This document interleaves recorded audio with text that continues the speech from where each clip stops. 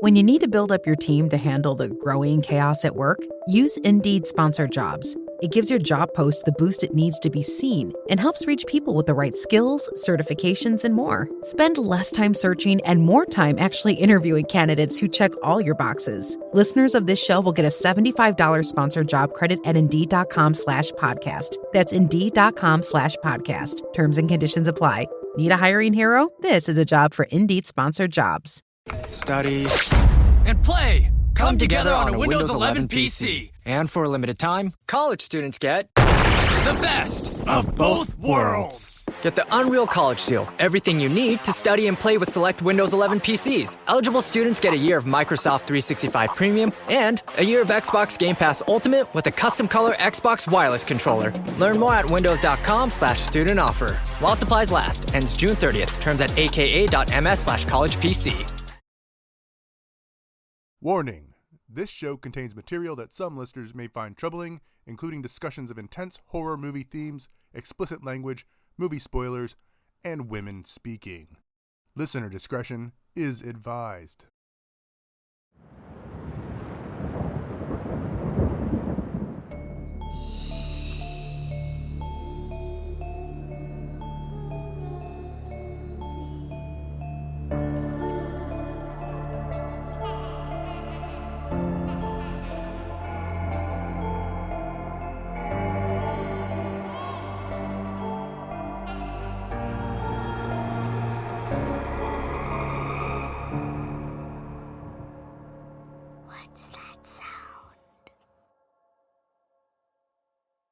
Hello, horror fans. I'm Charlie.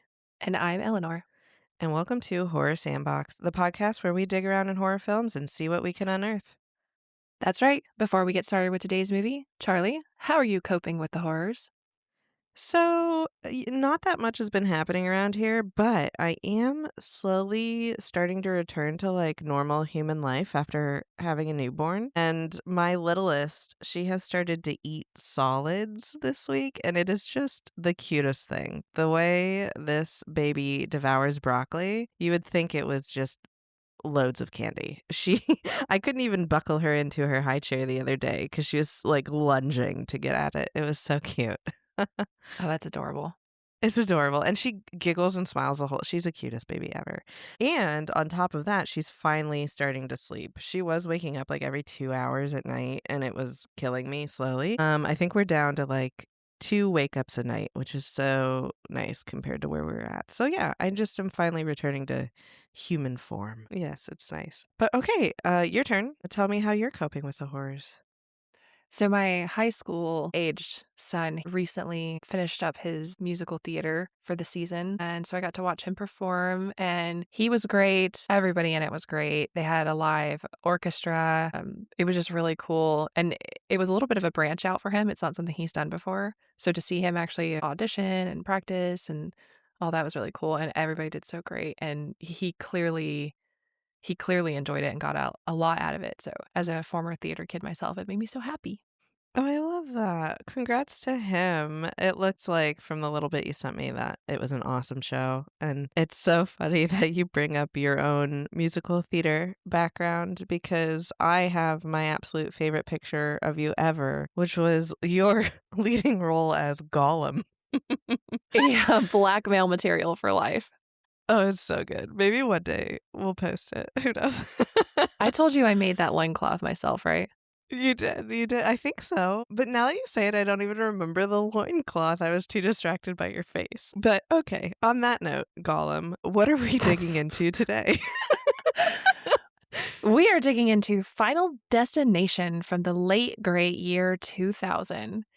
The IMDb movie summary is, after getting a premonition about a plane crash on his school trip, Alex, a student, saves a few of his classmates. However, their situation gets complicated when death starts chasing them. This was written by Glenn Morgan, James Wong, and Jeffrey Reddick. Directed by James Wong, starring Devon Sawa, Ali Larder, and Kerr Smith. Now, we can't dig around in a horror sandbox without our trusty, rusty tools. So, Charlie, what is your Bloody Shovel Award? This one took me a while because there's just so many memorable moments in this franchise in general, but I ended up going with best horror movie to use as a verb because we all know, I mean, this movie's had such an impact on culture that we have without a doubt said, oh my gosh, that person got Final Destination or almost got Final Destination at least once in our life. So that's my bloody shovel. You are 100% correct. I love that. Yes, it's so good. So what's your bloody shovel? For me, this is the Bloody Shovel Award for Best Pre 9/11 Nostalgia, both good and bad for me specifically. Like the entire time I was watching this movie, I was just like, wow, it really was like that back then. Oh, look at the hair, look at the clothes. I felt a little bit old, if we're being totally honest. The clothes absolutely got me. Like, seeing the clothes was such a nostalgic, crazy moment. And I agree, I felt really old during this movie as well. But, you know, it was bound to happen at some point, I suppose. Before we get too far, I should say up front, listeners, if you are waiting for the log truck scene, I am so sorry, but that's in the sequel. And I know, we've all seen the meme of millennials refusing to drive behind logging trucks, but it's not in the first movie. You'll have to wait for us to cover the sequel if we ever get to it. Also, I think it's not even that millennials are refusing to drive behind log trucks anymore. The TikToks now, where millennials are driving behind log trucks and are like, yes, it's my time. Oh, Those could be- yes, the meme has evolved and we're just over it at this point. Like, I'm ready, Yes. log truck. Final Destination me. Right, do your thing. Okay, so we open up on a scene. It's a bedroom, and there is thunder and lightning being reflected off of a window. There are blinds, and you can see this creepy little doll thing that's hanging from the blind cord. And then a bunch of creepy, like, toys and statues. And just the movie really wants you to know that the person in this bedroom has an oscillating fan. They spend a lot of time showing us this fan, so it has to mean something. We also see old school airline tickets. These are like the kind of printed out ones. Almost everybody's using their phone nowadays, but they used to kind of come on like cardstock. And then we watch somebody pull off books from a shelf. One is an atlas, one is a book about touring France, and then we see the Death of the Salesman book. And I kind of wondered, is this an intentional reference of some sort, or was it just like establishing shots of a high school kid's room? So almost everything in this opening credits scene is intentional, including that book. There's at least 4 deaths foreshadowed here that I'll go through when we get to the end. But yeah, pretty much everything in the scene's intentional, including that book. Oh, that's exciting. So the fan blows open the French book to a scene of a guillotine, and there are images of like old etchings that look like they are depictions of hell. And at this point, I'm just like, okay, is the fan supposed to cause the curse that happens in this movie? Because I'm sorry, not even a cursed fan would convince me to stop sleeping with it blowing in my face. Okay, so I need you to picture that Charlie Day scene from It's Always Sunny in Philadelphia, but it's me going absolutely berserk at like midnight on a random Tuesday researching the name of this fan. I had I was like 10 Wikipedia articles deep, like red tape on the walls, just going crazy. I will talk about it at the end. It is an interesting journey. Okay, good. Thank goodness. And I'm kind of always picturing you doing the Charlie Day thing with red yarn and mania in your eyes. That's fair. That was me with Hereditary. That was me with Final Destination. Just name the movie. It's me. We cut to a new scene. We've got a couple of parents and a teenager. His name is Alex, packing a bag, and they are discussing the logistics of the flight that he's taking to France with his high school French class. And he's supposed to be 17. And this is once again one of those moments where I was like, oh my God, I'm old, because I don't remember thinking that these people looked extremely young when I was watching the movie the first time when it came out. I agree so much. This is the ultimate sign that we're getting old. Because when you watch, I think the first time I watched this movie, I was 10 or younger, because this movie came out when I was 8, and I know I saw it early. Like when you watch it the first time, you think, wow, these people in this movie are adults. And now I'm watching it today, like 3 decades later, and I'm like, oh wow, these children are babies, and that's how I know I'm old. Yeah, there's nostalgia with this movie, but it's also a little bit brutal for us elder millennials. So Dad says, live it up, Alex. You've got your whole life ahead of you. And then later, he's in bed and there's more wind blowing, and Alex is having nightmares. He can hear a woman's voice calling him, which wakes him up, but then he goes back to sleep. And then the fan is blowing back and forth, which again, I can't wait to hear what you tell me about this demon fan. So we cut to the next scene. They're at an airport where the French class is all gathering. There's a girl who's clearly supposed to be the smart one, and she is reading Tropic of Cancer, which I have never read, and I'm wondering if this is a nod to anything. Yeah, so I looked this up. I've also never read this book. My understanding is that it's a very strange book that's just like someone's ramblings about life, basically, and it's very like existential. So there's some internet debate about how this book fits with the movie because, like I said before, almost everything in this movie is some sort of foreshadowing or intentional. And some say it's a reference to like the existentialism that the characters are facing, but I don't know if I buy into it. One thing though is that this book was written in France. So I think that's why this one was picked here. I could believe it was as simple as we need to pick a book that was written in France. I think that's, yeah. I ran into this so many times during research for this movie where I'm like, man, this is 25 layers deep. They were so smart. And then I was like, wait, it's probably the simplest answer. Like, I don't think it was all this intentional, but who knows? It could go either way. And that's what's fun about this movie. Then a Hare Krishna practitioner approaches Alex and says death is not the end. And one of the teachers kind of cuts him off and says, well, it will be if you harass my students. And I guess this was a thing that happened a lot in airports around this time and a little bit earlier. And it seems to have fallen quite out of vogue because I guess you don't encounter this very much. I don't know if I remember ever seeing these folks, but I do remember like late night talk shows making them the butt of jokes. So this was a thing I think that happened a while ago, and it's not so much anymore. The students all turn in their bags, and Alex seems to be getting kind of spooked by just a couple of things that are happening in the airport. One of the flight attendants notes that his birthday and the departure time are the same. That's 9:25. And Alex seems like really bothered by that. It seems like he feels like he's getting a message from things happening around him.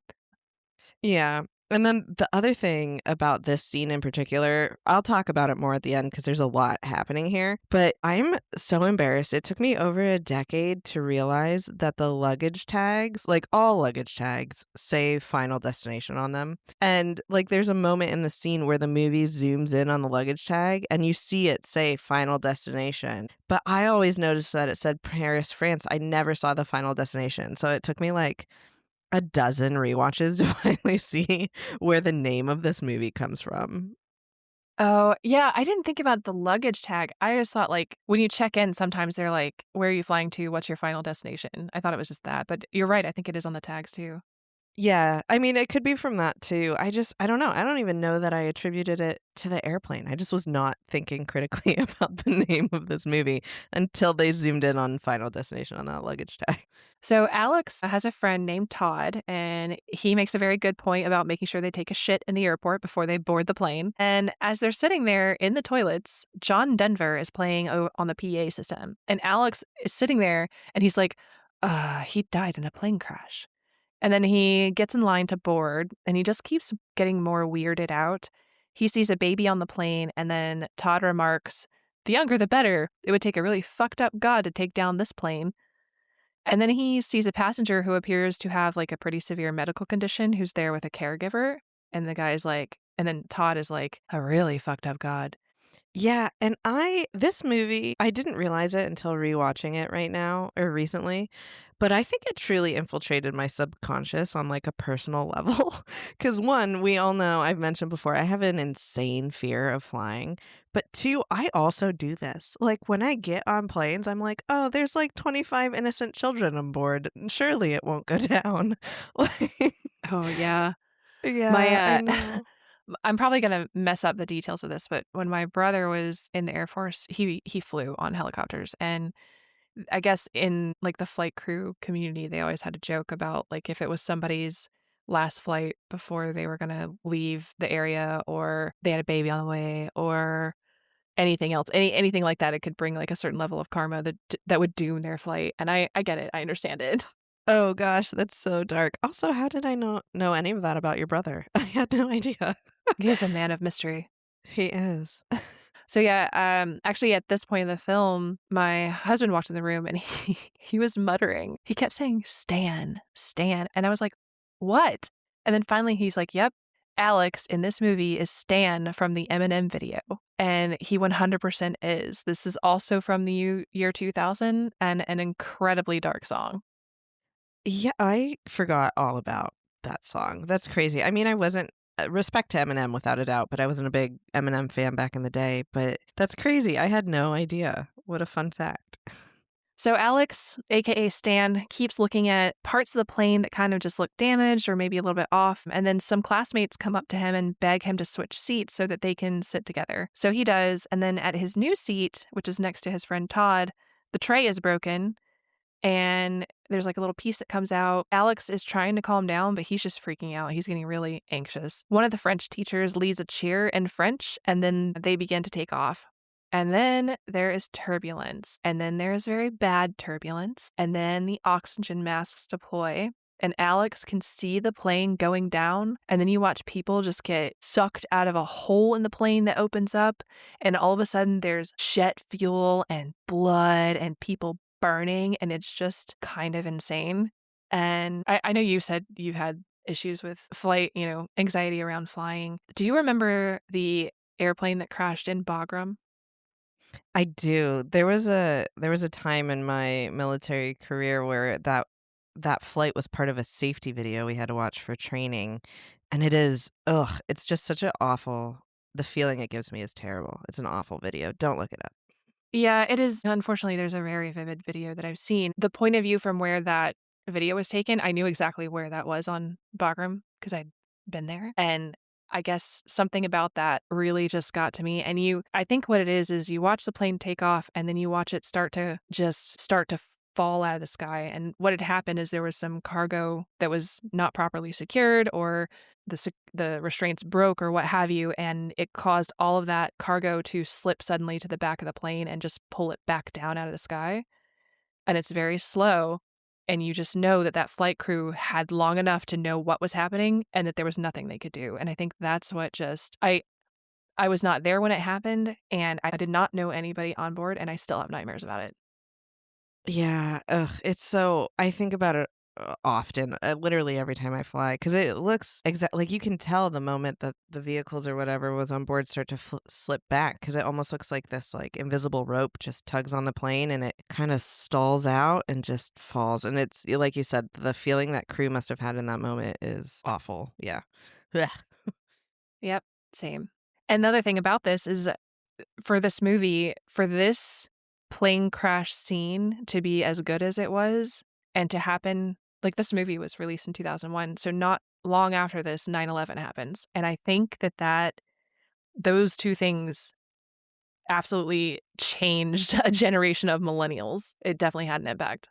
I agree that like this plus 9/11 made the fear of flying very, very real. I will say my significant other disagreed that this was a good airplane crash scene. So he flies. He was like, when the people got sucked out, he was like, that would never happen. They weren't at altitude. You know that the reason you get sucked out is because of the difference in pressure. The plane probably wasn't even pressurized yet. And he was also upset because I don't know if you noticed this, but the people got sucked out of the planes, but the little candies didn't. And he was like, yeah, okay. So that kind of took some of the seriousness out of this scene for me, but it was, it was funny. Yes, it was a neat trick in the movie. There's somebody spills like a box of, I think they're like little chocolates or raisinets or something, and they're kind of just like bouncing along on the floors as they're cutting to, shots of panicked passengers and stuff ripping apart. They're also showing the candy just kind of bouncing on the floor. And yeah, I think it probably would have gotten sucked out before the people did.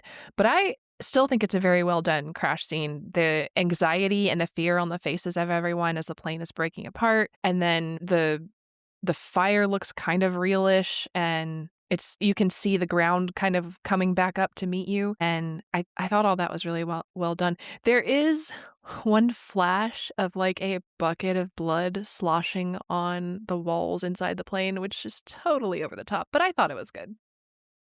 I agree. I mean, obviously it sat with me, and 2 decades later, I still can't fly. Well, I mean, I do fly, but I hate every second of it. So yeah, I agree. It's impactful for sure. It left a mark for sure. In the kind of culmination of this plane crash that we're about to watch, Alex suddenly wakes up. He's back in his seat, and his classmates are in front of him asking him to switch seats. He goes to the seat next to Todd, and he pulls the broken piece out of the tray and is basically like, okay, I foresaw this. I had a premonition. I had a vision. He absolutely freaks out and starts yelling about the plane crashing. The aircrew removes him from the plane, and then Todd's brother tells Todd he should go with him to make sure he's okay. Some of the other classmates jump up out of confusion or because Alex is just freaking them out. And then the flight attendants force everybody who is in the aisle off the plane because they caused a disturbance, and they refuse to let them back on. They say they will, because both teachers went with Alex as he was escorted off the plane, they allow one of the teachers to go back to take the rest of the class into France because they can't be without an adult. And then they're told that they can take the next flight, but they are banned from this one. So now the people left behind are the teacher, Miss Luton, Alex, Clear, Billy, who's kind of like a goofball, Alex's friend Todd, and then Carter and Terry, who are kind of like the stereotypical, high school athlete and the girlfriend. And then can we talk really quickly about Terry's style? She's so 2000s, so early 2000s. She has these little butterfly hair clips that pull back sections of her hair all in a row. And I remember this style. It was everywhere. Okay, so my 3-year-old has them too. My mom bought them for her. She has little butterfly clips, and our little neighbor girl, she wears them all the time too. So I don't know if we're just forcing them back or if they're coming back, but I think butterfly clips are back, at least for the little kiddos. What is a fashion trend from your younger years that you don't want to see back? There's one that's already coming back, and it's the low-waisted jeans or whatever, the low-cut jeans where your butt hangs out. Mom jeans all the way until the day I die. Oh, yes. Like the ultra low riders with the thongs pulled up to your belly button.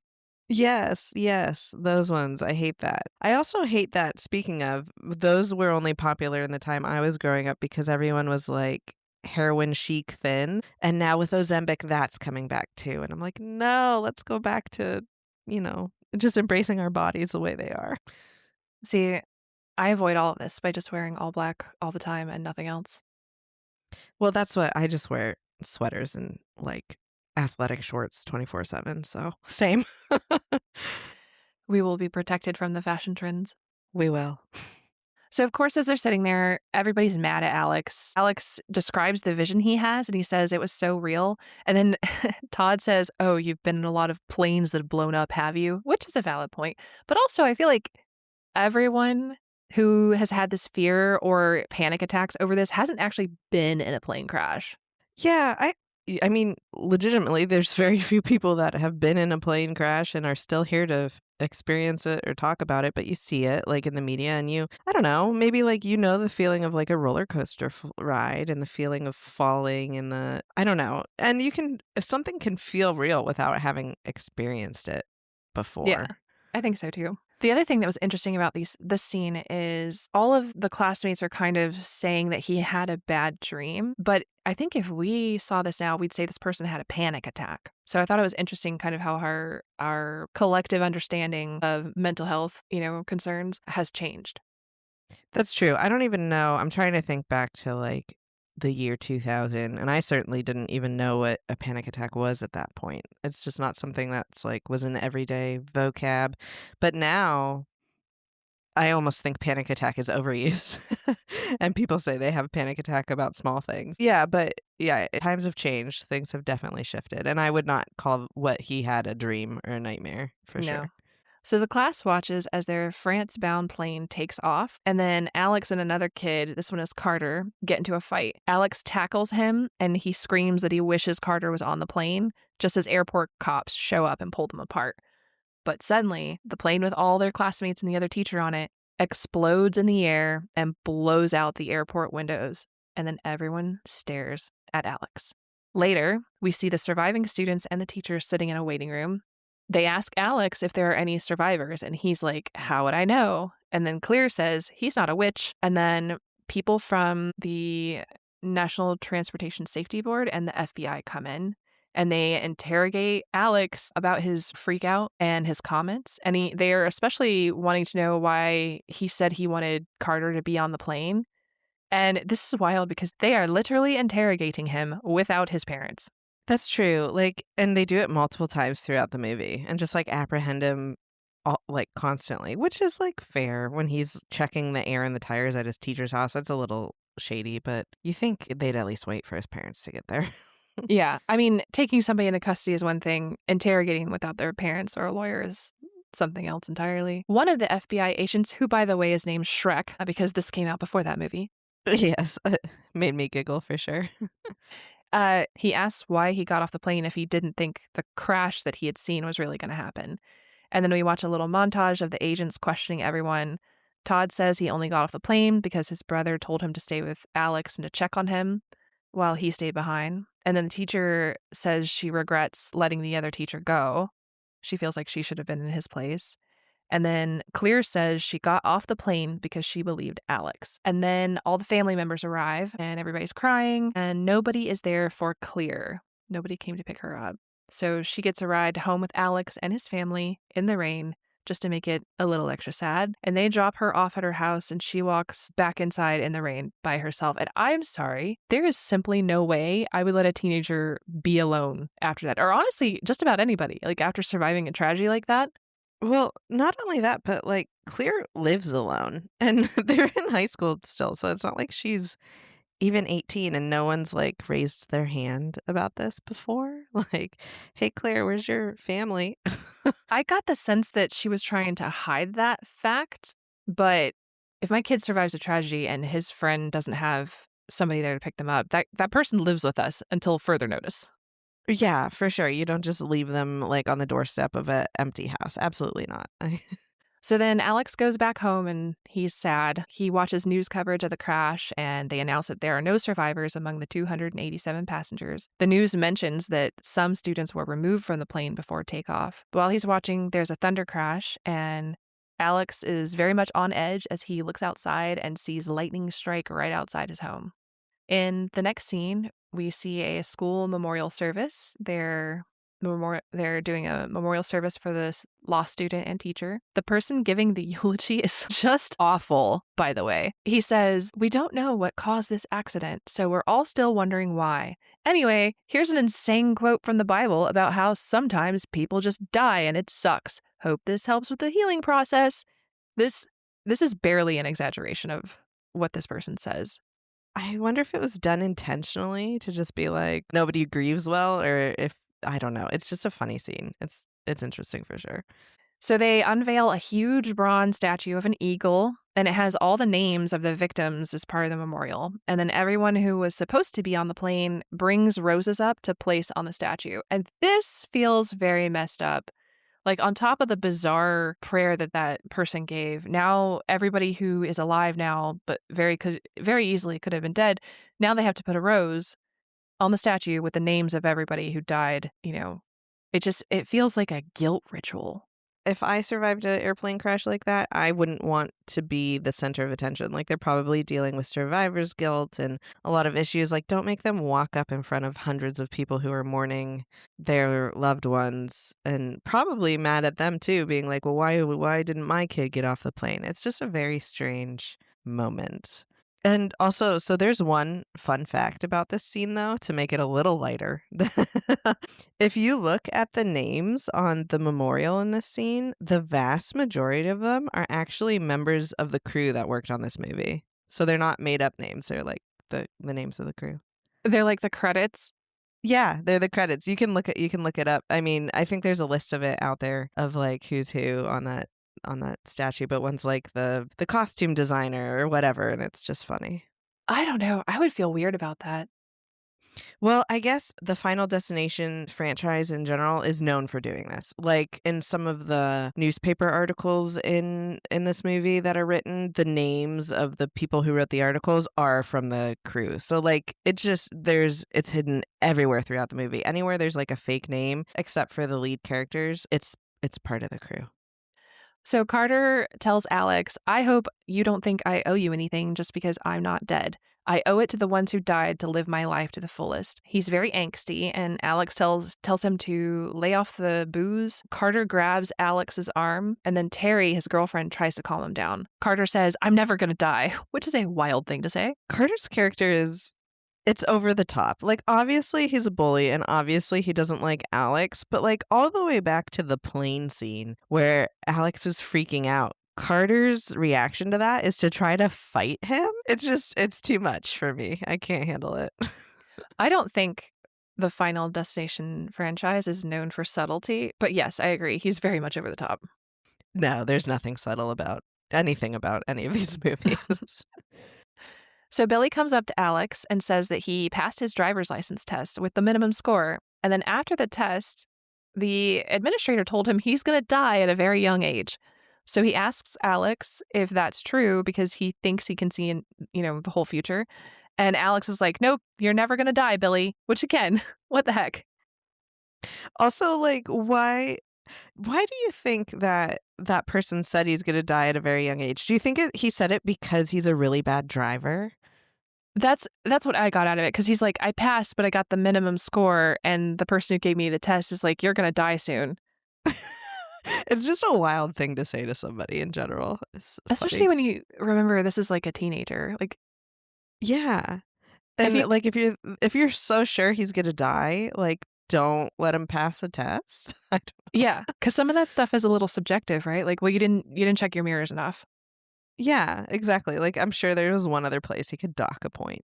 So Alex approaches the teacher, Miss Luton, who tells him that he needs to leave her alone because she is afraid of him. And then Alex sees Todd and says that he misses him. And so apparently what's going on here is Todd's dad doesn't want him to hang around Alex. They're grieving the loss of their other son, and it's just too much for him. Todd says that he misses him too, and then they make plans to go to New York City when everyone has calmed down about all this. And then Clear approaches Alex and says, basically, "Thank you for saving my life." And a reporter is in the background taking some photos. Todd takes the stage and then he reads a speech about how death can come for anyone, which again, the eulogies at this thing are just grim. Todd's speech becomes basically a voiceover, and we transition to him later that evening in his home getting ready for bed, and his window is open, and there's a breeze blowing into the bathroom, so he closes it. And again, I'm just like, okay, it was a fan first, now it's the wind. Is death the wind? What's happening? I don't think death is the wind. I think it's a symbol that death is coming, or it's a tool that death uses to kill people. But I don't think the wind is death. And I'll talk about it more at the end. But I mean, it also uses water and other things. It's not just wind. That's true. But like, it's like the fan and the breeze always seem to symbolize something is coming. And again, this will not stop me from sleeping with my fan on or leaving the windows open when there's a beautiful breeze. I can't sleep with my windows open. You can sleep with your windows open? I don't like not when it's hot, but if there's like fall, winter, spring, if it's, below 70, I want my windows open. That's fair. I mean, during the day for sure. Night, I can't. I don't know. Too freaky. Too much anxiety. So Todd sits on the toilet and we watch a leak kind of spring from the toilet line. Then we cut to Alex's room and his murder fan is blowing while he researches plane crashes. He has books and maps and engineering diagrams spread all over his place. He's also got the old 90s style desktop computer that's the size of a couch. And on it, he has a news article pulled up talking about the crash. He also pulls up a newspaper article about the memorial and he sees the picture of Clear that was taken. We cut back to Todd and we see that the toilet leak is puddling on the floor. And now he's shaving and he cuts himself, probably because he's just raw dogging the razor with no shaving cream, no water, no soap, nothing. And then all the while this is happening, the music is telling us that something really terrible is about to happen. And then I had a question. You said water is used. Why does the water that's leaking look like fabric softener? It's like blue and thick. If I had to guess, I have two theories, but one doesn't make sense. One is that it could have been like water with toilet bowl cleaner. You know how that makes it like kind of blue? However, where it was leaking out of the toilet, it wouldn't be blue for that reason. And then I think probably my guess is that they just chose to make it a color so you could see it easier. It was probably really hard to like film clear water moving like that. Yeah, maybe. It was just a little weird because it looks like Downy. It does, and I will say this is one of the only times, at least in the first movie, I think, where you see Death actually take an action to manipulate the water unnaturally, because like, it sucks back in, and, like, you don't see that anywhere else in the movie. Like, yeah, crazy things happen, but it's not, like, unnatural like that. As Todd is shaving, we see this like wobbly air shape shadow thing kind of pass over him in the mirror. And he turns around, but there's nothing there. And then there's another shot of the water kind of moving toward him. And the music at this point is basically screaming at us that something is happening. And the tension is rising. It's ramping up very quickly. And then we think something's going to happen with the razor, and it doesn't. And then he sticks scissors up his nose to trim the hairs. And again, you think something is going to happen here because of the music. And all the while, that water puddle is creeping up closer to him. I know that part of the marketing for this movie is that you knew going into it that a bunch of teens escape a plane crash and then something supernatural is picking them off one by one. So the audience is primed to be nervous for this whole scene.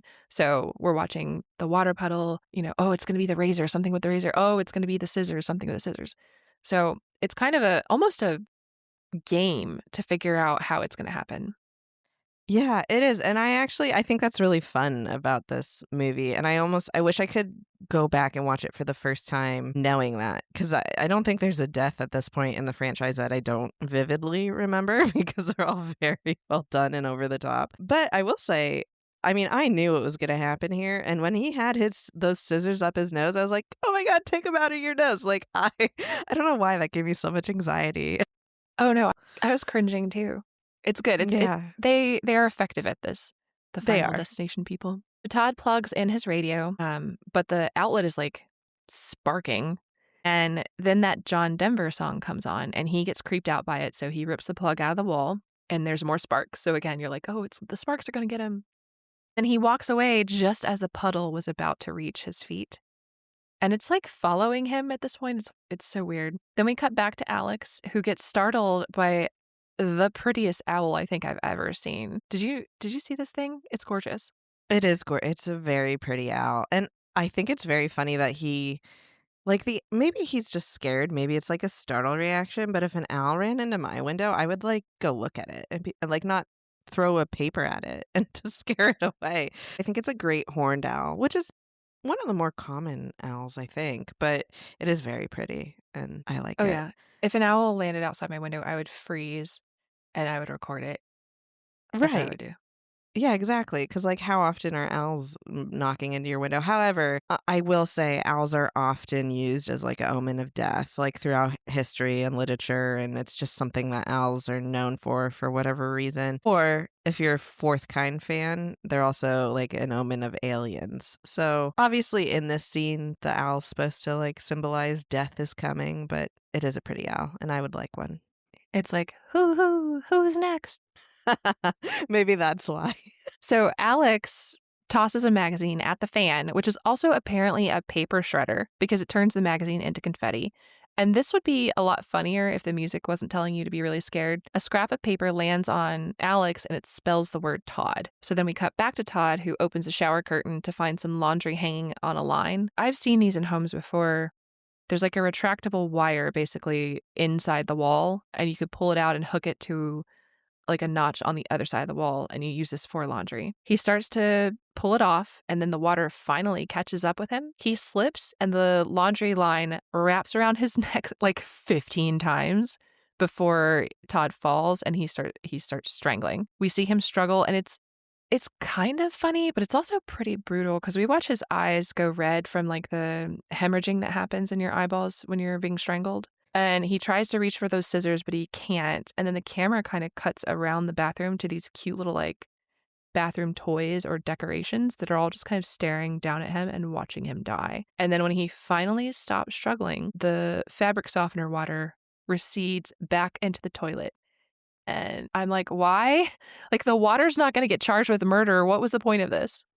I think, okay, so there's a lot happening in this scene, and I do want to pause and say that this one, I know it's the first one in the franchise, but of the scenes that have stuck with me, this is probably in my top 5. I don't know why. I think that slow, like, strangling and his eyes changing and not being able to get out of it, ugh, it gets me.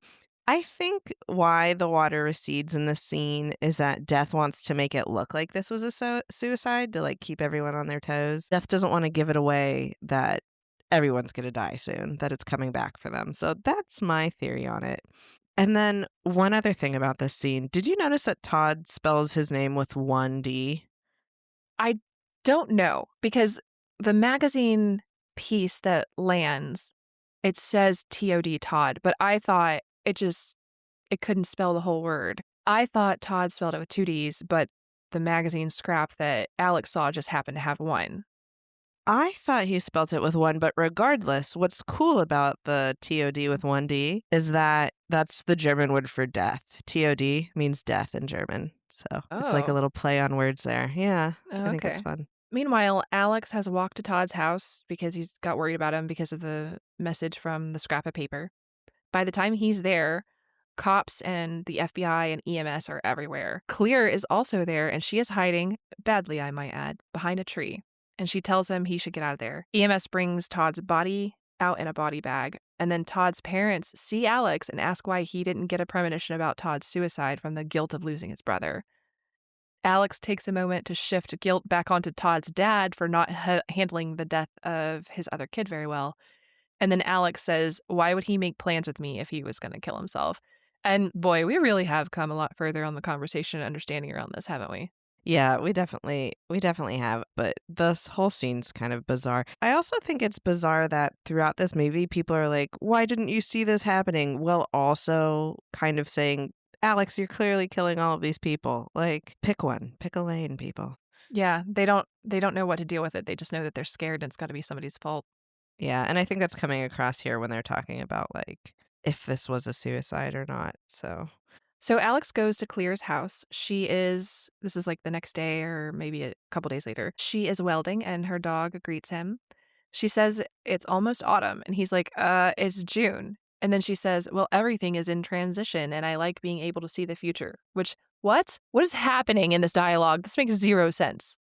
I agree this dialogue is wild. So wild that I like paused it and listened to it a couple times. And what I'm getting out of it, so autumn is like the season of death, right? All the plants start to change and die and leaves fall off and you can kind of like smell it or like feel it coming. And I think what she's saying is that death is all around us and if you like pay attention, there's clues of what's going to happen in life every day. Because she said it's June, but sometimes there's weeks in the summer where you can feel autumn. And it's just like, maybe she's saying that she knows like things are going to die. Or my other theory, she was just really into Halloween. And this was an early 2000s way of celebrating Summerween before it was a thing. The Summerween thing makes more sense than anything else because I too had to re-listen to this part of the dialogue a couple times. I was like, this makes zero sense. It was probably the Final Destination writers trying to do something clever and with their heavy hands just not being able to. Claire also says that if the FBI was at Todd's place, it means that they think his death is connected to the plane crash. She shows him some of her metal sculpture art that she does, including a profile of like a head on a giant spring. She says, this is how you make me feel. And he says, sorry, which I thought was very funny. It is funny. It's like, oh, I'm so sorry I make you feel like that. It was cute. Yeah, I think I would apologize to somebody if they said that this art was how I made them feel. I'd be like, I'm so sorry. What have I done? Yes. I mean, what have I done besides, saved you from a plane, but a crash and saw your friends' deaths before they happened, but still. But she says the sculpture is like him because it's confused about who or what it is, but it still has a certain attraction. And then she says, we've never spoken to each other in all of high school, but I got off of that plane because I could feel what you were feeling. And she says she could still feel whatever it is that Alex has been feeling, and that's why she was at Todd's house. Alex says he feels like death is all around them and that Todd might just be the first of them to go. And he wants to see him again. And then Clear says, well, let's go see him again. So in the next scene, they are sneaking into the funeral home like Mission Impossible spies, quite literally dropping from the roof onto like a display coffin. And hey, I'm sure breaking into the morgue where your dead friend's body is won't make you look guilty of something. And if the feds think that you might know more than you're letting on about the plane crash, then they are definitely tailing you, right? Yes, you would think. Also, what's more obvious? Like climbing onto the roof and dropping down through a window there, or just like walking through the front door and pretending like you know where you're at. Like just break through the front door. Like it almost seems less shady. Also, how do you know that there's this weird strange window that has a hinge right above a coffin that you can drop on? It's just wild. It's funny. Yeah, so many questions. So many. But they find Todd conveniently laid out on a slab, and he's got bloody tools laying all around him. And then Todd's body twitches, which scares them. And I think this is something that can happen in real life too, like even hours after somebody dies. But suddenly, a morgue worker comes around the corner and tells them to be quiet or they're waked to dead. And what was your reaction when you saw Tony Todd again, Charlie? I gasped. Okay, because we watch Candyman first, right? And I'm watching Candyman and I'm like, where? Like, obviously I know who Tony Todd is, but I was like, he has an impact in my brain somewhere deep and it's not for the Candyman role. And I just couldn't place it. And then when he comes around the corner, I was like, this is it. This is why Tony Todd is so deeply ingrained in my brain. So I was excited to see him. Yeah, I cheered too a little bit. But in this movie, his name isn't Tony Todd or Candyman. It's Bloodworth because it was the year 2000 and we could get away with that. He's got bolt cutters with him. And they ask him about the marks on Todd's body. And Bloodworth says it's from Todd trying to pull the wire off of his neck. So then they say, well, obviously this wasn't a suicide then, and it was an accident. He says there are no accidents in death. It's all part of a sadistic design. Alex asks if that means you can cheat death if you figure out the design. But Bloodworth says death is still coming for them, and if they succeed in cheating death, they might cause a fury from the Grim Reaper. He delivers this incredible line after he says this. He goes, and you don't want to fuck with the Mac Daddy. I love that line so much because it's so good. dark and ominous, and then he just like makes it. Oh, I don't know. It's incredible.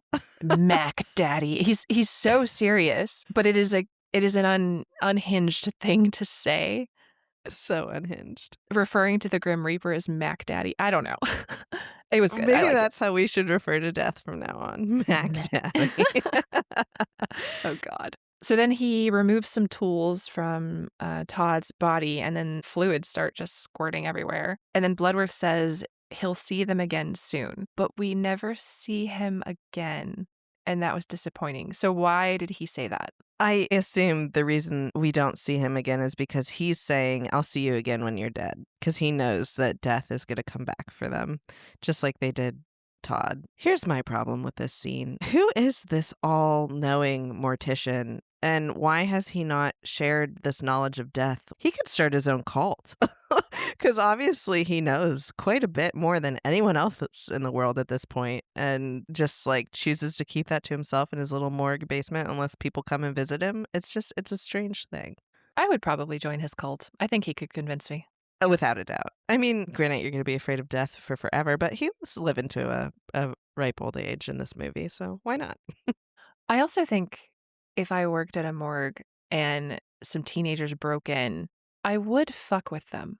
That's fair. Be like, hey, I'll make sure they never come back here because they're so freaked out. Yeah, so this could be him just messing with them. Either way, I respect it. Me too. Regardless, it left an impact for sure. Speaking of impact, let's get into the next scene. So Alex and Clear are at a cafe outside, and Alex is sure that if they can just figure out how to cheat death, they can win this thing. And while they're sitting there, he has a vision of a bus driving by. Alex says if they learn to read the signs, they might be able to cheat death for real. He shows her the paper scrap with Todd's name on it. Meanwhile, Carter and his girlfriend Terry drive by blasting 9 Inch Nails. The song is Into the Void, and it has the lyrics Final Destination in it. Carter does this really shitty U-turn to confront Alex, and he almost runs over Billy, who is on a bike. Miss Luton also shows up here, and then Carter and Alex start fighting. Terry breaks up the fight, and she says she's going to move on from all of this, that she's just like sick of this. As she's walking away, she's telling Carter if he can't move on, then he can just drop dead. And the second the last D of the word dead is out of her mouth, she is immediately hit by a bus and splatters all over all of the onlookers. Also, did the writers hate Terry? Because they seem to have given her death the least amount of attention out of all of it. I mean, there's foreshadowing with Terry. There's things that happen leading up to her death that you see. Now, granted, her death is quick and not really spoken about after much. But I guess I counter with, is Billy's death much better? Like, it's a real quick decapitation and we're moving on. So, I don't know. It is, but there was a lot more buildup for his. That's fair. And we spend a lot more time with this character. But for her, it felt like they were just like, hit by a bus or something. Like they ran out of time and they were like, we got to make this one quick. Maybe. Also, I have to ask, do you think Mean Girls took inspiration from this scene? They had to have. Even if they didn't know that they were. Right? Like it was in their subconscious. They were like, maybe this would be funny. And without even realizing that it was from Final Destination. It could be. Could be. Poor Terry. So later, Alex is at home drinking an Alka-Seltzer. Clear calls him, and his dad answers, but he doesn't want to talk. His dad is worried about Alex, and he says he doesn't want to talk to anybody until he understands something. The news is on, and they report on the possible cause of the plane crash, which involved deteriorating insulation and a fuel line igniting. They show a map of the fuel line and the explosions that probably happened in order, and Alex realizes that the path of the explosion is right where they had been sitting. He draws a map of their seats and lines it up with the fuel line, and he figures out that Todd would have died first, then Terry, then Miss Luton, so she must be next. We then cut to Miss Luton packing up her home. She's talking to somebody on the phone about how she's been living in fear and is traumatized by everything and hates seeing reminders of the school and the kids and everything. She looks outside and sees Alex creeping along, so she hangs up with her friend and she calls the FBI. The FBI agents show up and they find Alex apparently messing with her car, but Alex says he was checking the air pressure to make sure she's safe. They take him away, and then Miss Luton watches from her window, and then the death breeze comes in through the window, even though it isn't open. Ooh. So if you were Alex in this situation and you knew that Miss Luton was next to die and she also didn't want to talk to you because you creep her out, I don't know what my plan of attack would be in this moment, but I don't think it would be to crawl around her house at night and mess with her tires. Like, that's certainly not going to make things better. You know what I mean?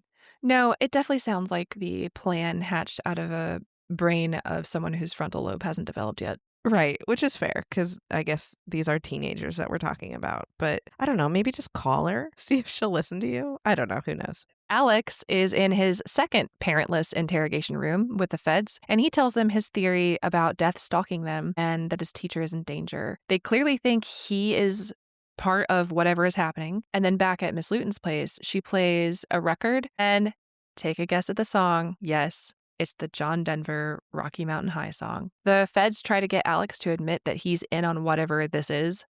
Alex says he already saved 6 lives and that there's a pattern for this and he's going to figure out how to break it. Back at his teacher's place, we see the wobbly dark blur thing again. And this time it's a reflection on the teapot. And then this is part of my point that I think the writers hated Terry. We didn't see that wobbly thing, did we? I went back and looked. I don't remember seeing the wobbly thing with Terry. What we see with Terry is he sees the bus reflection in the cafe window when there's not actually a bus there. And then also, I don't know if you noticed, but in the airport scene, when they're like waiting around after they get off the plane, Terry's sitting in front of a picture of a bus. So there's I did not see that. Yeah. So there's some foreshadowing with Terry, but also I guess this is a good time to say the Death of a Salesman book, it ends in an automobile accident. So that one's Terry's death. So they didn't completely ignore her, but I didn't see any blur or wind, unless you count the wind from the bus. Miss Luton heats up her tea kettle and then the gas goes out. And now we start the sequence of figuring out what's going to kill her. She uses a match to light the burner. That tense music is back again, so you know something's going to happen. It's a fun guessing game. Back at the interrogation, the feds say that they don't think he's doing it, but they ask him to promise that no one else will die. He says he can't promise anything if he's stuck there, so they let him go. Miss Luton gets startled by the tea mug because it's got the school logo on it, and she throws, I guess it had some water in it, and she throws that water on the floor and tries to talk herself down. She decides to abandon the tea and goes to get some liquor and ice instead. When she pours the liquor and ice, the mug cracks and it leaks a little bit, and it's leaking on the floor as she walks across the room, and she doesn't notice it. She walks over to the desk and some of the liquid drips onto her computer monitor. And then did you see, she has this gorgeous stained glass window and there's a sword in it, but it's pointing at her. Did you notice it? Oh yeah. I mean, it's hard to miss because it's like very colorful and bright, and it's very pretty, and it's for sure something you would have in your home. Immediately, I was like, ooh. Yeah, I think that's one of the things foreshadowing her death, though, because ultimately it's a knife in the chest. I think it's just saying she's gonna get stabbed. Yeah, and it's like pointing at her in this scene. We see inside the monitor as water drips onto the circuit board and the computer starts to smoke. Miss Luton looks at it and it explodes, and it sends a shard of glass from the monitor into her neck.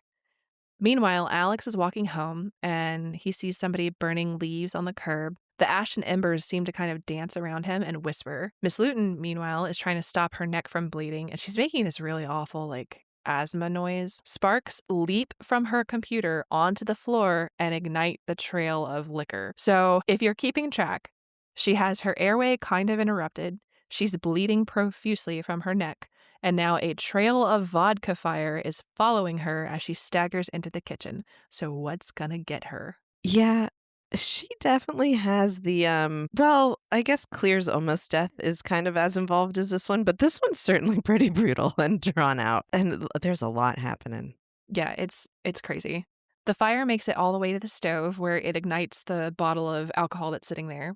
That explodes, and then the flame and blast send Miss Luton to the ground. Alex starts running to the house, and Miss Luton reaches up. She's laying on her back in the kitchen floor, and she reaches up for a towel that's on the counter, and she pulls it, but it's actually on her knife block. So she brings a chef's knife down on her, and it stabs her just as Alex walks in. And then this is why, I don't keep knives near the edge of the kitchen counter. If there's a pan on the stove, the handle has to be turned in. I have so many little safety things that I do in the kitchen that this is just it's painful to watch.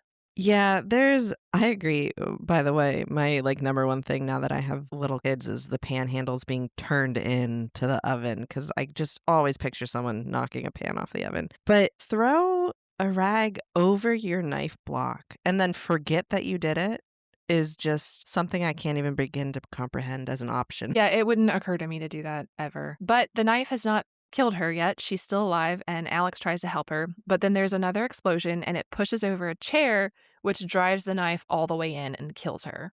Alex yanks the knife out, realizes she's dead, and he's going to look super guilty. So he flees, leaving his footprints in her blood. As he leaves the house, Billy is biking by, and he says hello right as the house explodes. And one thing I wondered, Billy's on his bike a lot, but he passed his driving test. So what's going on there? I mean, he might just not have a car. It's also a weird time of night to just be out biking around. And it is weird that he's just always flying by on his bike. I have no idea, though. The guy who gave him his driver's test scared him so bad. He's like, well, if I never get behind the wheel, then I can't die from a car crash.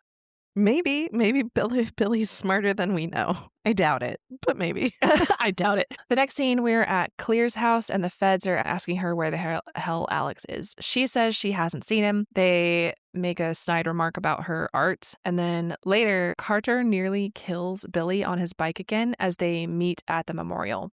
He gets out of the car and he takes a knife to the memorial, saying that Terry's name needed to be on it. Clear appears, and they ask why she wanted to meet. And she says that she needs them to take her to Alex because the feds are watching her, and Alex is the one who knows who's going to be next. So Carter drives the three of them, and they drive to the accident recovery site, and they split up to try to find him.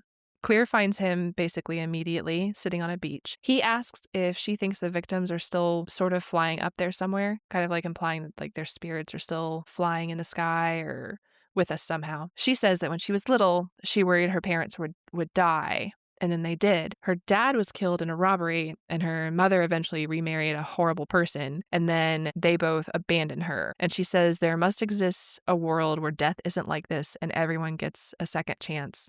And because of that, they can't give up. So later, they're all in the car, and they're going to take Alex to Clear's father's old cabin in the woods. They know that the feds are still looking for Alex and that they're probably going to think that he killed Miss Luton because Billy mentioned to the feds that he saw him running from her house. They kind of give Billy a hard time about this, but he's like, bro, your footprints were like caramelized in her blood and your fingerprints were all over the knives. And you know what? He knows an awful lot about the status of forensic evidence. I agree. He knows, first off, he knows what they're looking for, but also how does he know that he stepped in her blood and touched the knife? Did he tell him? Like, it's just a strange thing for this. Yeah. Like, they wouldn't have released a report. I mean, you'd say person of interest or even suspect, but you wouldn't be like, here's the evidence we have in case you want to start building a case now. Right, exactly. It's very strange, especially for this guy who was the class clown up until this point to just like whip out this knowledge. Yeah, it's funny. So they all want to know who's going to be next, and Alex says it doesn't matter who's next because they're all on the same list, but this doesn't reassure anyone. Carter freaks out and says he could be with Terry on the other side and nothing matters. So he starts speeding down the street. Alex checks his seatbelt, but it's frayed and he can't buckle it. They all start yelling at Carter to stop, but he's yelling back, saying it won't matter because even if he crashes the car, he'll be the only one to die. There's a red light and Carter slams on his brakes, and Alex grabs his seatbelt again, but this time it's not frayed, it's buckled. So this was a vision. They narrowly avoid a collision, and Billy, who has been screaming his life regrets, yells, "And I hated French class," which actually made me laugh out loud. It's funny because I didn't take French in high school, but I took Spanish in high school, and I hated Spanish class. So I feel you, Billy. Yeah, imagine dying for French class. Carter is screaming about not being afraid and how he controls his own life and death. Meanwhile, Alex is having a vision of a train, and they find themselves on train tracks as a train is approaching. Carter parks on the train track, and then everyone gets out but Carter, and he refuses. They're begging him, and he's saying, "It's not my time." And then he tries to start the car, but it won't work. So then he tries to get out of the car, but for some reason it's locked, and he can't get out. And the train is getting closer and closer. Alex manages to pull him out right when his car is hit. And of course, because it's a movie, the car explodes when it's hit. Not only does it explode, but it doesn't injure anyone directly around, at least like not yet. Intensely, yeah. So then Billy freaks out and screams, and he's saying he's going to stay away from Carter. And he screams, "You're dead and you're not taking me with you." In the middle of his screaming monologue, the train that is still going behind them kicks up a piece of the car wreckage, and it kicks it right into Billy's skull, severing the top half of his head as his body falls. And then Alex starts screaming that Carter should have been next because that was part of Death's design. Alex also says he had a vision of the broken seatbelt, and he knew he would be able to rip Carter from the car to save him, and that this was him interrupting Death's design again. Carter thanks him for all this by calling him the devil, and they can hear sirens, so Alex says if he can see it, he can intervene, and then Carter says, "What are you, God now?" It's like, okay, literally 2 seconds ago you said I was the devil. Make up your mind. That's so true. Alex says, no, because gods aren't afraid to die like we are.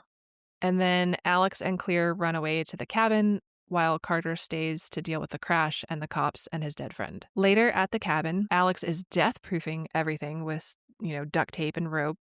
There are first aid kits everywhere. He puts corks on nails and he tapes things to walls and he puts fire safety measures in place. He even opens tin cans of food with gloves. We have to talk about this food. What the heck is it? Is he eating cat food? It literally looks like cat food. I think it might be cat food. I honestly have no idea what it is, but the way he takes this pate and puts it in the back of his mouth and chews it like there's something gristly in it, I gagged. It's awful. Yeah, So it might gross. be the scariest part of this movie because it's gross and also it looks like you're just begging for botulism. Right? Botulism. I wonder if he was doing it because it's so soft, he figures he can't choke on it. But gross. Just don't eat at that point. You can make it a couple days. Yeah, it was nasty. The wind starts to blow into the cabin, and it knocks over a bag of trash, which tips over a fishing rod, which causes a closet door to open. Alex runs to close it, and then a blade slices into the door, and he narrowly avoids getting stabbed. But he finds an old fish hook and decides that it was going to be tetanus that had got him if he hadn't stopped it. And at this point, it feels like he's in on the joke with the audience about figuring out how he'll be killed. It's kind of funny. Yeah, the fact that he picked up the fish hook and was like, ah, yeah, tetanus. Also, if you're like death proofing a house, I'm gonna take all the blades and like sharp things and put them outside. Like, I'm not just gonna leave them in the closet standing up. Yeah, they're getting melted down. Right. There's a lot of mistakes made in this scene, but somehow he doesn't die. In the next scene, we see Clear watching the FBI agents watch her. And then she goes out to the feds and says she's not going to turn him in, but she could take them to him. Meanwhile, Alex is wadding up papers for a fire, and as he does so, he sees an article about Miss Luton dying and him being a suspect. He also sees an article about the two friends that he had switched seats with, and it's basically saying that their parents are setting up a memorial scholarship in their honor. But seeing that makes him remember that they had switched seats, and because of that, their order of death is wrong. So he figures out that Claire is actually next, not him. So he flees the cabin and jumps into a canoe as the FBI agents start to chase him. And I'm sorry, but if you are an FBI agent and someone outruns you in a canoe, you retire in shame that day. Yeah, I used to rent out canoes as a job when I was in high school, and yeah, those things are not quick. You're not going anywhere fast. Meanwhile, Clear's house is getting attacked by an electrical storm, and her dog is going nuts. There's one of those old umbrella clotheslines, and it's spinning wildly. There are sparks, and a power line explodes, and the lights go out. Clear tries to light a candle, but it blows out. And the music tells us that everything is very bad. Clear runs for her dog, and when she does, she's almost impaled by a pole from the clothesline, which stabs her above-ground swimming pool. Meanwhile, Alex has landed, and he runs ashore and tumbles down a hill, almost impaling himself on a log. The pool ruptures, and water floods the area as sparks are flying from a live wire. Clear avoids getting shocked to death, and meanwhile, a tree falls on Alex. He's laying there face down in the mud, almost drowning, but he just barely manages to escape while the feds are still chasing him. Meanwhile, Clear has climbed the trellis of the cabin to avoid being electrocuted. She breaks into her upstairs and runs through the house while there's just electrical shocks kind of following her through the house. They're sparking out of every outlet and electrical appliance, and lights are exploding. So you've got, glass and sparks and fire and everything. She runs to her garage and tries to flee in her car, but the garage won't open. So she floors it and breaks the door down. The garage door opener falls and impales her window, and it almost hits her. She tries to get the car running again, and now there are live wires and sparks flying everywhere outside. Inside the garage, a can of kerosene has tipped over, and it's racing towards her. The live wire hits her car and fries the battery right as Alex arrives and is like, hey, don't touch anything. The tires are grounding you. You won't get electrocuted. Then he takes a shovel and basically gets into a slap fight with the live wire. It is funny. I mean, I think because it has a wooden handle, like it's not going to electrocute him, but still, like, it could still hit you. There's still water everywhere. It's such a weird thing to choose to do. It can still hit you, and it's also like flapping around like a snake, and it's like attacking him almost. It's so crazy. Yeah, this whole scene's way over the top. So a can of propane gets wedged under the car as the line of kerosene ignites and it meets the gas that's coming out of the tank. And then this accelerates a fire directly under the car. Alex says it's going to explode and he has to do something, but he can only hold on for so long. He says he can force it to skip over her and then it will all be over. The FBI agents arrive and he grabs the live wire off the car. He is launched backward into the garage in an explosion and Clear is free. The feds start CPR on him and the scene fades to the point of view of a jetway. It is now 6 months later and Alex, Clear, and Carter arrive in France. So they've overcome death, they've escaped it, and they also managed to get back on a plane. They go to a cafe and they're having some drinks outside and they kind of toast their lost ones. Alex says there's one thing he can't figure out about the design. He pulls out the paper with the seat plan from the airplane. And he says that when he intervened and saved Carter at the train tracks, death skipped him and went to Billy. But when it skipped Alex and went to Clear and he intervened by grabbing the live wire, no one else had intervened. Clear points out that maybe they would have survived that initial plane crash. Carter says maybe Clear is still next or maybe Alex is next, but as long as they're alive, then he's fine. Suddenly, the street musicians start singing, guess which song? That's right, the John Denver song.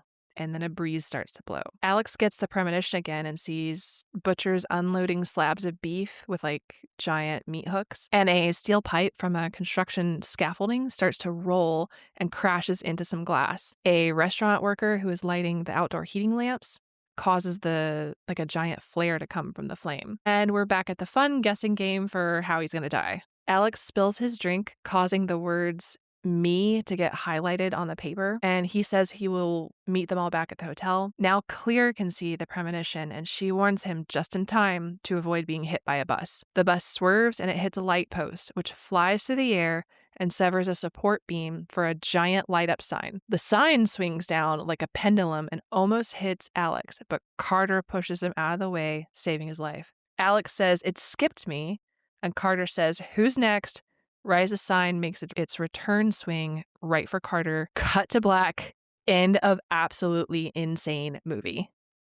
I love this movie so much. What a classic. It's wild. The whole like Rube Goldberg death chain of events thing, it's so wild. It keeps you guessing. It does. It absolutely does. And you never know what's going to happen. And it just whatever it is at the end is always gruesome. But yeah, it's good. So that's the movie. We dug into the plot. I think it's time we dig a little deeper. So what have you unearthed? I have unearthed a lot of fun things. But before we do that, I remember you mentioning that you had a story about the first time you watched this movie. No? Oh, yes. Oh, yes. Okay. This was right before I joined the Air Force. So it's like my last few months living in my parents' house. And as the teenager with a driver's license, I had to pick up my siblings from things. And the first time I saw this movie, it must have been a couple years after it came out, because I think I was watching it on TV alone in my room, and it scared the crap out of me. And I finished just in time to be able to go drive to pick up my little sister from something. At the time, I didn't have my own car. I drove the family van around, and it was like this old Dodge Grand Caravan. And this old Dodge Grand Caravan had some electrical issues, and it would do this thing where sometimes the windshield wipers would turn on by themselves. And sometimes the electric, like the door lock mechanism, would go off by itself. And it was a rainy evening. It was like 9:30 at night. And I opened the passenger side door, and I didn't get all the way in. I had like a leg hanging out. I was like leaning in looking for a CD or something. And when you have the door open with the keys in, you get that like ding, ding, ding. So that alarm's going off. And all of a sudden the door lock went ch-ch, and then the windshield wipers that I hadn't touched flipped on and off. And I'm like, oh, okay, it just does this sometimes. And then it started doing all of that, and it did not stop. So it was going, the windshield wipers were going, the lock mechanism was going, and that ding, ding, ding. And I started like trying to flip stuff. I think I turned the key. I don't know what I did. And then suddenly I freaked out. And I was like, this is too much. And I ran back into my house crying. I'm so serious. It's embarrassing, but it's completely true. And that's so cute. I freaked out. I went and banged on my dad's door. He was no help, didn't come to help me. And then I was sitting there in my house, and I was like, well, for one, they're still going to make me go get my sister. And for two, I'm supposed to join the military pretty soon. I'm supposed to be brave. I'm going to face my fears. So I open the door and I walk outside, and it's completely silent. And so I approach this now completely still and completely silent, terrifying Dodge Grand Caravan. And as I got to the door, that door lock went one last time. So how did you get your sister? I just did it. I just said, oh, it's probably fine. I can go now. Remember, this is how people die. Remember when I said 17-year-olds don't have their frontal lobe fully developed? Yeah, that's fair. That's fair. Yeah, you definitely shouldn't have gotten in that car, even without watching the movie. I know. It was clearly not safe to drive, right? Like, but I mean, we were fine. I mean, I'm glad you made it. I'm glad you're still here with us today. I I've never been able to get over the fact that that happened the way it did. Because the thing about the thing that really scared me in the middle of all this is it started to sound like it all started to sound like it was in time with each other. Like it was like ding, ding, swish, ding, ding, swish. And I was traumatized. On that note, are we ready to get into more about this movie? I'm so ready. Okay, so first, I want to talk a little bit about how this movie came to be, or like what inspired this movie. It was actually based on an unused X-Files script that was written by Jeffrey Reddick. I had no idea it was X-Files. That's amazing. Yeah. It's pretty cool. And I think what inspired it was even cooler. So Reddick claims that when he was about to get on a flight and he was reading an article about a woman who was about to board a flight. He thinks she was going on vacation to Hawaii. I couldn't find this exact, like, which plane crash is referenced here, but still, it's a cool article. So this woman was about to board a plane to go to Hawaii, and her mom called her and said, "Don't take that flight tomorrow. I have a really bad feeling about it." So the woman switched flights, and the plane that she was supposed to be on crashed. And he thought, like, that was super creepy. And he was like, well, what if she was supposed to die on that flight? So that's how Final Destination started, was just this article that he read, I think in People's Magazine. So he wrote it for an X-Files script, but it wasn't used as that. And instead, the producers of Final Destination took the script and rewrote it into a movie. And they transformed it. It was originally called Flight 180, but then it evolved more from that and became what we know today as Final Destination. And initially, so when he wrote the script for X-Files, it was a group of adult strangers. But at the time that this movie was developed, there was like a wave of teen horror movies that was coming around. So they switched it to fit the times. And then the other big difference about the first version of this movie and what this movie is now is that there wasn't a physical killer. So they didn't want a mask, they didn't want a slasher, they didn't want a dude with a weapon chasing them around. And I guess like people were nervous about that. They weren't quite sure how it was going to work. But I guess it worked out in the end. And what Reddick says is what Final Destination has going for it is that death is all around us. It's not just someone chasing somebody with an axe. So that's what we see. So they took this idea of not having a killer and tried to think, okay, how are we going to make this work? And they were like, well, let's just turn it into a string of weird coincidences. And one of the things that inspired the director, Morgan, he said he was about to get on a plane himself when he heard the John Denver song that's in the Final Destination movie. That was real for him. It was real for him because in that moment, he said to himself, hey, he just died in a plane crash. That's a little weird. So he wrote that experience into the script. So that was a real life experience that he used to write the script. Did he get on that plane? I think so, yes. See, he got on that plane. I got in that shitty van. Yes. And neither of you died. So that's good. So that's how the movie was made. That's what inspired it.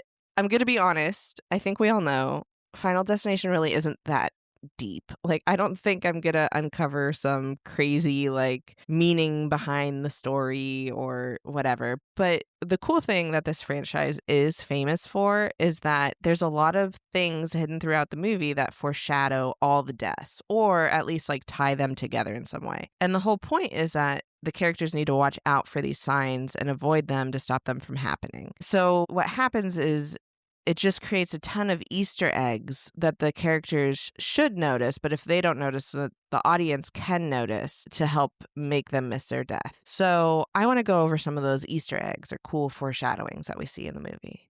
Because I know I missed them. Well, yeah, and it's because there's a lot of them. And honestly, I'm not going to go over all of them. And some of them I think are people overthinking the situation. Some of them are obviously legit and very straightforward. But I'm going to go over the ones that I think are coolest. Also, if you want more than what I'm going to give you, there's a pretty cool series called Things You Missed by Zach Morris. You can find him on YouTube. He breaks down all these fun, like, hidden clues that you never would have even thought of. I'll link it in our show notes. And I think sometimes some of the things he says are fact are a bit of a stretch, but regardless, even if it's a coincidence, it's interesting for sure. But okay, so let's get into it. So first, let's talk about the opening credits. So the opening credits, I think, foreshadows each and every death that happens in the movie. The first one being the first obvious. So there's that like weird skeleton figurine thing that's hanging by the window, and we see it cast a shadow of what looks like a man hanging. And so that's obviously how Todd dies, because he dies of strangulation. So that little figurine is Todd's death. And then we talked about the Death of a Salesman book that pops up next. That book ends with an automobile death. So that's foreshadowing Terry. And then The Wind blows open this Touring France book to a history lesson. And on that history lesson is an image of a guillotine. And Billy dies by being beheaded by that piece of metal. So the guillotine is Billy's death. And then there's like this very faded, it's kind of hard to see, but there's a picture of someone or something with a knife in their chest. So we see Miss Luton there.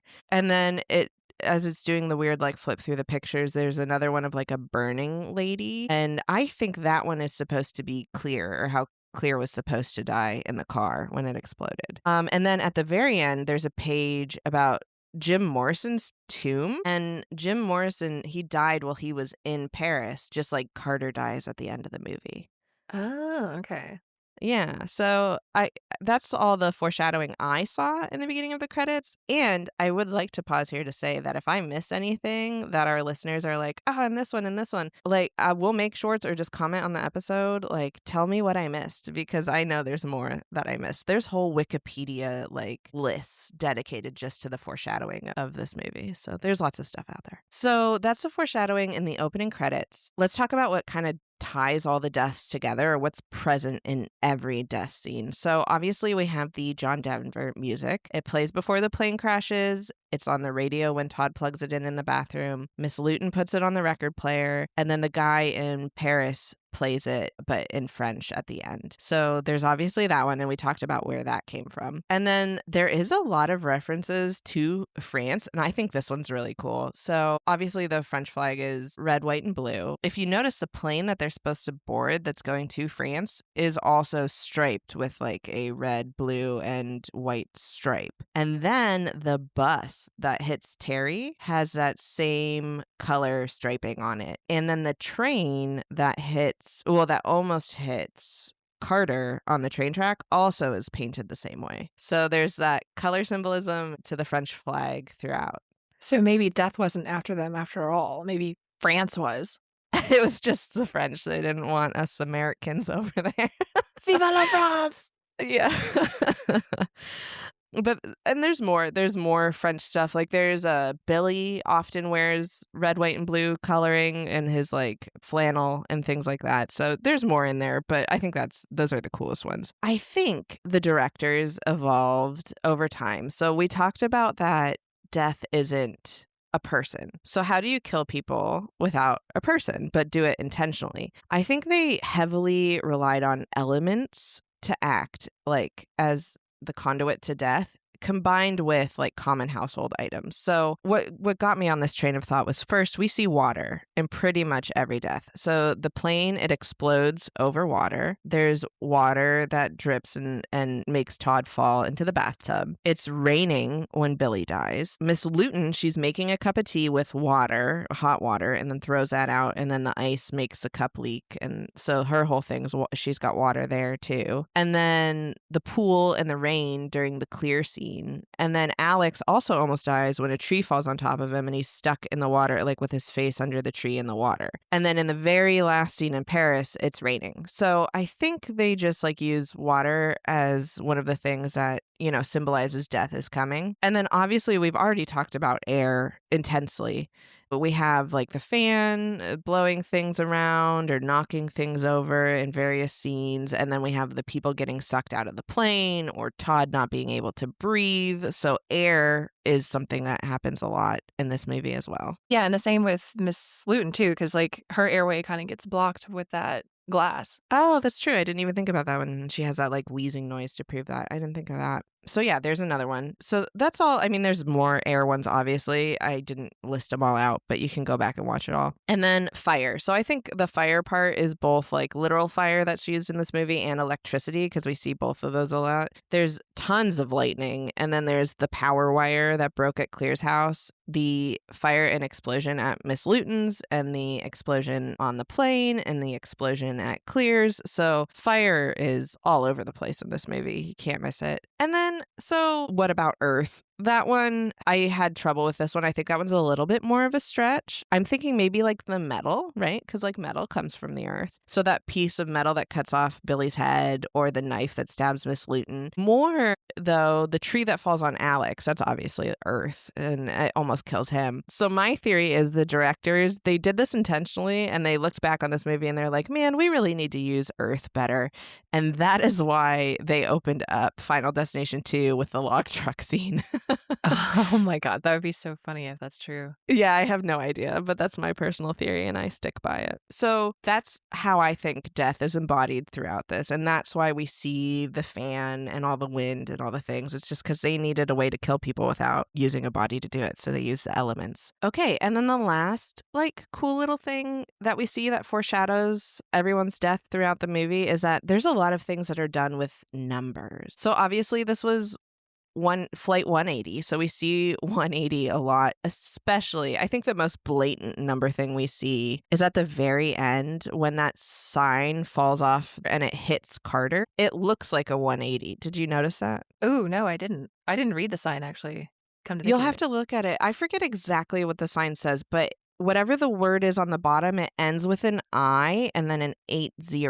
So it looks like 180, and that's the piece that breaks off and hits him. And it was flying. Yes, it was flying. That's such a good point, too. I didn't even think about that. And then this one's cool. This one's a little deeper cut, but I don't know if you knew this. The plane in the beginning that they were supposed to fly on was a 747. The train that kills Billy and almost killed Carter, it has the number 747 on the front of it.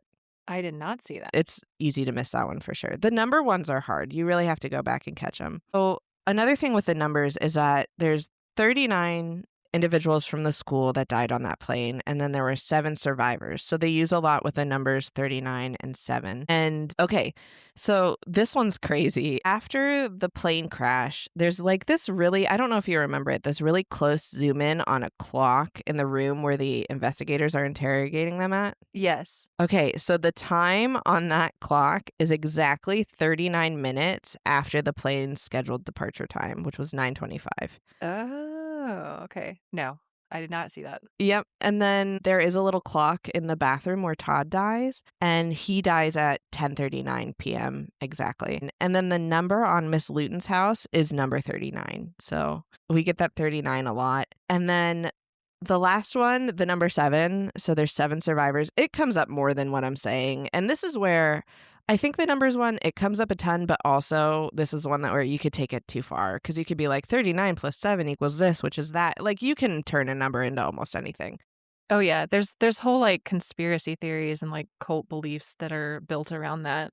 Yeah, exactly. So I think you could do the number thing forever. So I'll just do the one more that was like obviously intentional. When Terry gets hit by the bus, there's blood that's like splatters all over Alex's face. If you pause it and look at his face, the blood is splattered in the number 7, which foreshadows that he was actually the last one that was supposed to die because he switched seats, but he forgot. Oh, that's so funny. Yeah. So it's a cool. So they did a lot with the numbers and with the foreshadowing, and it's crazy. So I want to take you on the journey. Please. I can't wait.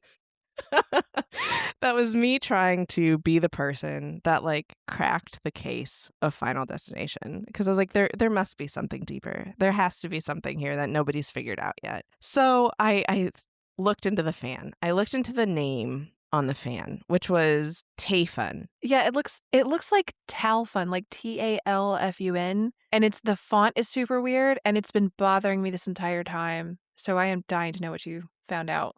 Oh, it's so good. So I think it's TAIFUN. I Google it and I'm like, okay, what does this fan name mean? What is it? So I find 2 things. One, it's just a brand name for a fan of IKEA in the late 90s. And I was like, okay, It might just be that, this is the same as showing a Samsung TV. Like, it's just a brand of a fan. No big deal. I was like, but I can't. I need to know more. The other thing I found was this Reddit post. I don't even know why or how it popped up when I Googled this, but it's a Reddit post from 6 years ago about someone asking the fan name meaning like the same way I was looking into it. And there's like 13 upvotes on this Reddit post. There's one comment about the IKEA fan thing, and then there's nothing else until 5 years later, 3 months ago from today, someone posted. What?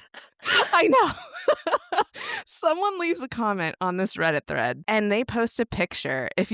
I don't know if you can scroll down in our notes, but I posted this picture in our notes. I'm looking at it now. Okay, so they post a picture of this German model plane engine named Tefun, I'm just going to say Tefun. I don't know if that's how you say it. Don't hate me, listeners. That's what we're going with. And so my spiral began here because I was like, this can't just be a coincidence that 5 years after this post is made, 3 months before I record this episode, someone found the fact that there's a German plane engine model with this same name. Charlie, I need you to know that I can hear my Dodge Caravan right now. I could just hear it in my head. Whatever you're about to tell me, I'm getting so nervous. I can hear it. It's crazy. I'm like I've uncovered the mystery of the world at this point. I'm spiraling so hard. And it's interesting because it's just the engine. It's like it's not the whole plane. It's just a plane engine, which I think is like it's probably super boring unless you're like an aerospace engineer kind of a person. Right. Yes. Or that this movie was based off of a failure of a plane engine. Anyway, so I'm Googling. I hit another dead end, and then I find out that there is a German plane called the Messerschmitt Bf 108 Tailfun, and it was used during World War II. And I was like, oh my God, there's got to be a story behind this plane that's like Final Destination-esque. That is the whole inspiration of this movie. So I'm like 10 Wikipedia pages deep at this point to try to find like some crazy story about this plane, and I find one. My God. It's called the Mechlin incident. And when I saw it, I was in shock. So I'm reading about this incident, and it happened. This is a real thing that happened in 10 January in 1940 at the start of World War II. So there was a German aircraft, and it had an officer on board, and he was carrying top secret plans for a mission called Fall Gelb, or Case Yellow. And I'll talk about what that mission was in a little bit. What caused this incident was that the person flying the plane, he got lost in a dense fog, and he tried to turn around to find like the River Rhine, but he had already passed it, so he couldn't find it. So he's circling up in the air, and as he's circling, he accidentally cuts the fuel supply to the engine by bumping a lever in the cockpit, and because of this, the plane is forced to crash land in Belgium. As it crash lands, both wings are ripped off by trees, and the plane's stuck there. So there was 2 people in this plane that crash land. One was the pilot flying the plane, and the other was the German major who was responsible for the 1st Paratrooper Division, and he was carrying top secret documents that detailed a plan that was going to drop paratroopers behind Belgian lines in an attack that was coming in like a few days. The reason the pilot and this major were even in this plane together at the first place was this major had to go to a staff meeting the next day, and he was at a bar drinking, and this guy was like, oh, hey, I'm flying there in a day too, because I have to get some more flying hours in, and my wife's over there and she needs me to return some laundry. So he's like, do you want to ride? And normally this German major, he would just take the train, but he's like, yeah, whatever, I'll fly with you in this plane. Oh no. Right? And like, tell me this doesn't scream Final Destination sequence of events. And also, like, when I see that he was in this plane because of laundry, I'm like, laundry. This is how Todd dies. Exactly.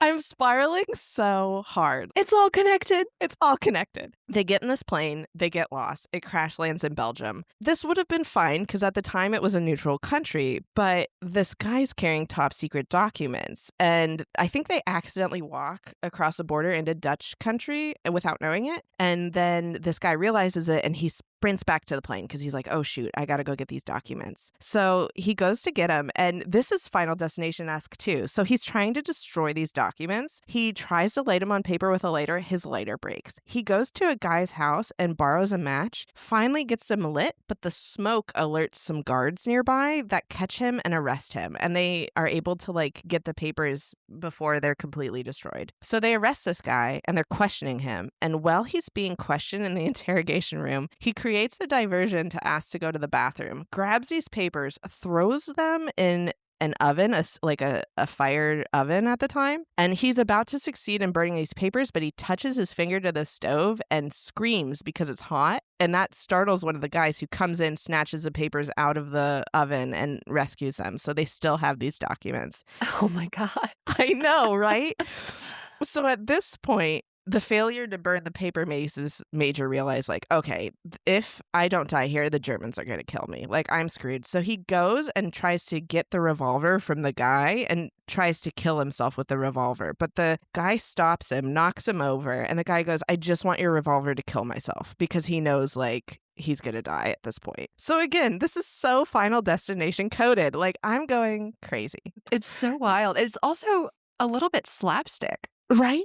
It's insane. Yeah, it is so slapstick. It's crazy that this all happened. So this interrogation and the paperwork falling into enemy hands, it caused the Germans to call off the initial invasion that they planned, which you'd think like, okay, awesome, like a win. The Germans didn't get to do what they wanted to do. However, what actually happened is when the real invasion came on 10 May in 1940, the Germans had so fundamentally changed their strategy that what resulted was this incredibly quick a swift fall of France. So whereas had they done the original plan, it's not so certain that Germany would have won there. So like death was paused, but it came back in the end, which is wild.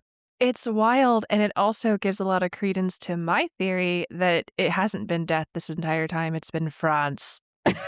Oh my God, you're so right. This involves France. It must be. I don't know, listeners. You can decide when I'm done with this story if I've uncovered something deep or if I'm just crazy. Let me wrap up the story with what happened to the Major and the pilot. So they were tried in Germany and they were condemned to death for transporting secret documents by plane without approval. Okay, so they were tried by their own government. They were, yes. And Germany decided to sentence them to death. But that actually never happened. They stayed in an internment camp, and then they were evacuated in 1940, first to Britain and then to Canada. So then later, at the end of the war, the two men, they were part of a prisoner exchange. And then in 1943 and 1944, they were put on trial again in Germany, where they were pardoned.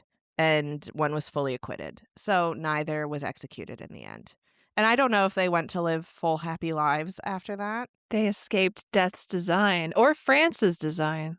Right? So I'm sitting here, I'm like, holy cow. Do we think that the person who wrote Final Destination had this incredibly niche knowledge of, this crazy German Final Destination-esque story that involved France and all of this? And I just uncovered it. Or, right at the end of all of this, I find that Typhon means typhoon in German. And Oh, no. I think it's far more likely that there just happened to be a fan and a plane, both named Typhoon. No, I need it to be that one of our listeners guessed that we were going to do this movie, and they posted on that thread in Reddit about this obscure thing because it's their personal fan theory, and they need to know. Does this even match up? Have we even been on for 3 months at this point? I don't care. That's what I've decided happened. If we have been on at 3 months, this is month 3. It was a day this podcast started. It was meant to be. God, I can't. I don't know. So, listeners, you tell me, is the fan name just Typhoon? Just like the German plane? Or did a director of this movie know this crazy Final Destination story and chose to make it a thing?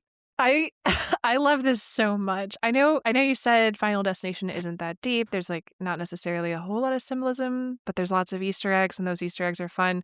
this just makes it so much better. I know, right? And that's what's brilliant about this movie. Like, I think I could have spent 3 weeks, like, going down these rabbit holes and being like, it's this, it's that, like, and getting out my red tape and just filling my house full of theories. I think it's just a fun movie. But, speaking of, should we say what this movie is? Is it a horror movie? Is it a sad movie? Is it something else? Because of when I saw it, and because it definitely scared me when I saw it. And I think horror is very subjective. I don't think I would be very scared by this movie if I watched it now for the first time. But it terrified me when it came out. So for me, it's definitely horror. And this horror was ingrained into the DNA of my soul by that terrifying incident with that shitty Dodge Grand Caravan. And furthermore, I think what happened with 9/11 afterwards and the plane crash scene, I think it will always leave a scar on maybe people from around our generation. So it will be horror forever, as much fun as we've had with this episode.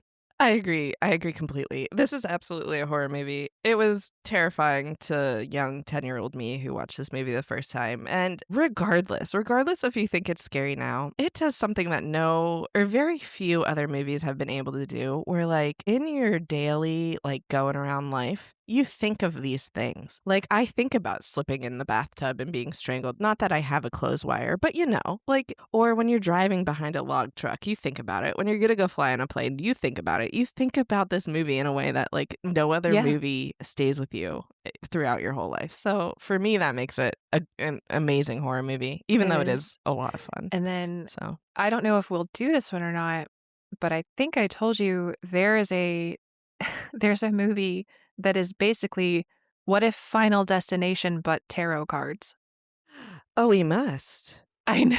I need you to do the deep dive on that one, because that one I think could be a fun one. Yes, let's pump that up the list somewhere. I love it. Okay. Well, all right. Okay, I hope you all enjoyed my insane tangent. And that's it for us today. So, listeners, may the horrors persist. But don't get final destinationed.